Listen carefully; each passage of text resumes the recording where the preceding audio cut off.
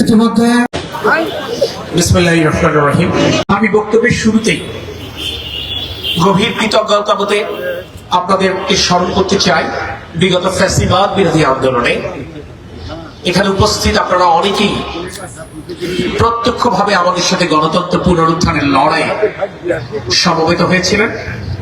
অনেকেই বাস্তবতা অনুকূলে থাকবার না কারণে পদ্মার আড়ালে আমাদেরকে সাহস জুগিয়েছেন, শক্তি জুগিয়েছেন।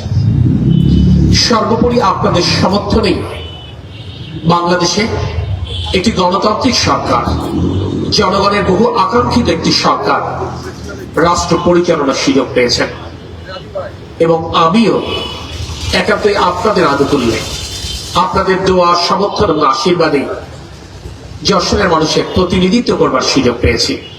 সে কারণে ব্যক্তিগতভাবে এবং বাংলাদেশ জাতীয়তাবাদী দলের পক্ষ থেকে আমি আপনাদের সকলের প্রতি এবং আপনাদের মাধ্যমে আপনাদের সংগঠনের সকল সদস্যবৃন্দের প্রতি গভীর কৃতজ্ঞতা প্রকাশ করছি। আমরা বিগত দিনগুলোতেও এই ধরনের আয়োজন আমরা বারংবার করতে চেয়েছি, কারণ আমরা যশোরে সৌহার্দ্য, সম্প্রীতি এবং সহাবস্থানের রাজনীতিতে বিশ্বাস করি। যে রাজনীতি যশোরের রাজনৈতিক সৌন্দর্য ছিল, যে রাজনীতি নিয়ে যশোর সারা বাংলাদেশে দৃষ্টান্ত হয়েছিল। আমরা সেই কারণে এই ধরনের আয়োজন আমরা যখনই সুযোগ পেয়েছি করেছি। কিন্তু আমরা এটাও জানতাম আমাদের আহ্বান এবং আমাদের আমন্ত্রণে আপনাদের অনেকেরই সাড়া দেওয়ার সুযোগ হতো না, সুযোগ ছিল না।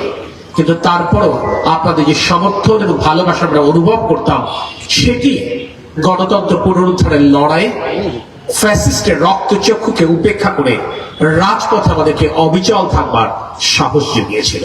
সে কারণে আমি আপনাদের প্রতি কৃতজ্ঞতা প্রকাশ করছি। আজকে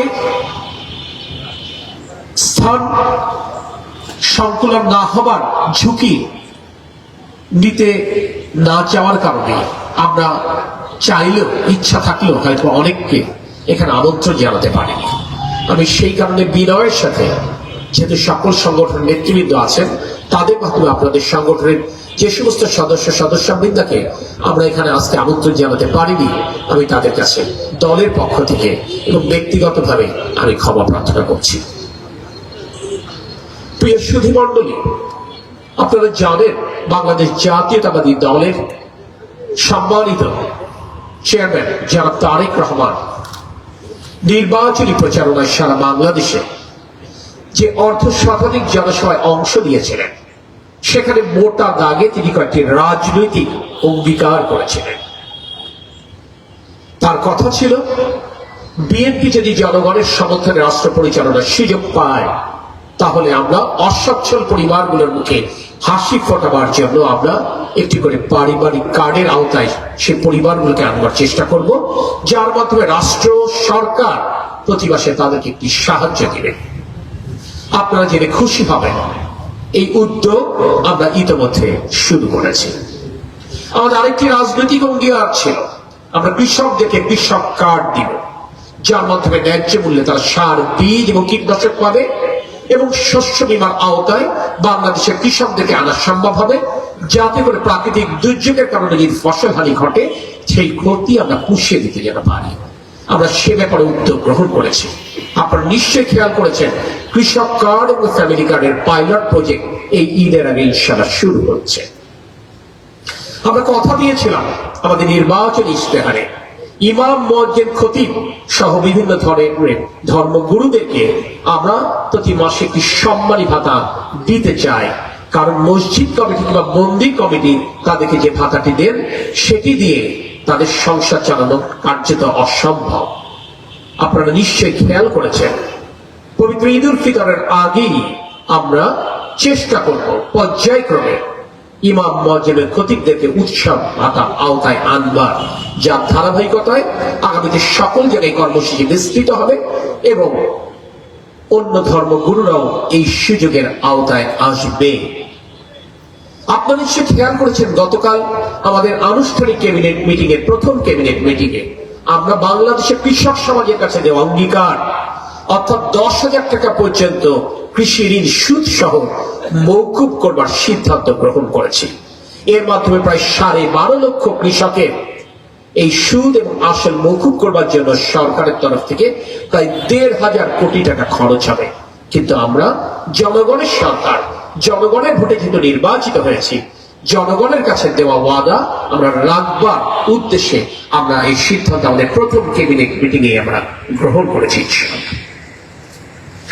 একইভাবে যশোরবাসীর কাছে আমার রাজনৈতিক অঙ্গীকার ছিল, যদি আপনাদের ভোটে নির্বাচিত হয়ে আসতে পারি, আগামী বর্ষা মৌসুমে যেন যশোরে যে সমস্ত নিম্নাঞ্চল জলাবদ্ধতায় ডুবে যায়, সেই জলাবদ্ধতার অভিশাপে যশোরবাসী দীর্ঘদিন যেমন নিবজ্জিত, অন্তত 50% কষ্ট লাঘব ইনশাআল্লাহ এই বর্ষা মৌসুমের আগে আমরা যশোরবাসী করবার চেষ্টা করব। আমরা বলেছিলাম মাদক মুক্ত, সন্ত্রাস মুক্ত, কিশোর গ্যাংয়ের দৌরত্ব মুক্ত একটি যশোর উপহার দেওয়া আমাদের রাজনৈতিক অঙ্গীকার। এ ব্যাপারে আমরা জেলা প্রশাসন এবং পুলিশ প্রশাসনকে যথাযথ নির্দেশনা দিয়েছি। আমি এই দোয়া কবুলের মুহূর্তে, এই পবিত্র মুহূর্তে আপনাদের কাছে পুনরুল্লেখ করতে চাই, এটি আমাদের রাজনৈতিক অঙ্গীকার, যশোরবাসীর কাছে আমার ওয়াদা।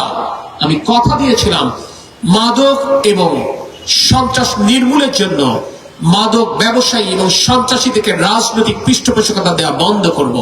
আমি আজকের এই পবিত্র মুহূর্তে আপনাদেরকে কথা দিচ্ছি, বাংলাদেশ জাতীয়তাবাদী দল বিএনপি কোন রাজনীতি, আপনারা যশোরের বিভিন্ন শ্রেণী পেশার মানুষ যারা যশোরকে নিজ নিজ মেধা, যোগ্যতা এবং গুণে সমৃদ্ধ করেছেন, আমি একইভাবে আপনাদের কাছেও সমর্থন প্রত্যাশা করি। আর যে সড়ক অবকাঠামো, গ্রামীণ অবকাঠামো ক্ষতিগ্রস্ত হয়েছে দীর্ঘদিন অব্যবস্থাপনার কারণে, সেই কাজ শুরু করবার জন্য আমরা প্রস্তুতি গ্রহণ করেছি। ইনশাআল্লাহ সরকারের প্রথম 180 দিন পর আপনারা কাঙ্ক্ষিত পরিবর্তন দেখতে পাবেন। যাত্রা শুরু হয়েছে, আমার শক্তি সাহসের উৎস আপনারা যশোরবাসী। আমি কথা দিতে পারি, আমি বিশ্বাস করি যেভাবে আপনারা প্রতিকূল অবস্থায় আমার এবং আমাদের পাশে ছিলেন, আগামী দিনগুলোতে যদি একইভাবে আপনারা পাশে থাকেন, ইনশাল্লাহ আমরা এমন যশোর গড়ব যে যশোর নিয়ে আপনি আমি গর্ব করতে পারবো ইনশাল্লাহ। সকলের উপর আল্লাহর রহমত কামনা করে, সকলের সুস্থতা এবং দীর্ঘায়ু কামনা করে, আমি আমাদের আহ্বানে সাড়া দিয়ে, আমাদের আমন্ত্রণ গ্রহণ করে, আমাদের এই আয়োজনে এসে এই আয়োজনকে সুন্দর এবং সার্থক করবার জন্য আবার আপনাদের প্রতি কৃতজ্ঞতা প্রকাশ করে আমি আমার কথা শেষ করছি। আল্লাহ হাফেজ। বাংলাদেশ জিন্দাবাদ। ধন্যবাদ মাননীয় প্রধান অতিথিকে। এবার দোয়া করবেন জনাব মুফতি মাওলানা আমানুল্লাহ কাশেমি।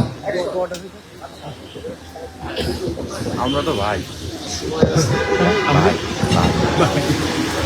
আজ ইফতার 6টা বেজে 9 মিনিটে। আমার মনে হয় ওটা যখন আমরা দুরূদ শরীফ পড়ি, আল্লাহুম্মা সাল্লি আলা সাইয়্যিদিনা ওয়া আলা মুহাম্মদ ওয়া আলা আলি মুহাম্মদ কামা তুহিব্বু ওয়া তুরদা কামা তুহিব্বু। শেষ করে আলহামদুলিল্লাহি রাব্বিল আলামিন والصلاة والسلام على سيد الأنبياء والمرسلين. ربنا ظلمنا أنفسنا وإن لم تغفر لنا وترحمنا لنكونن من الخاسرين.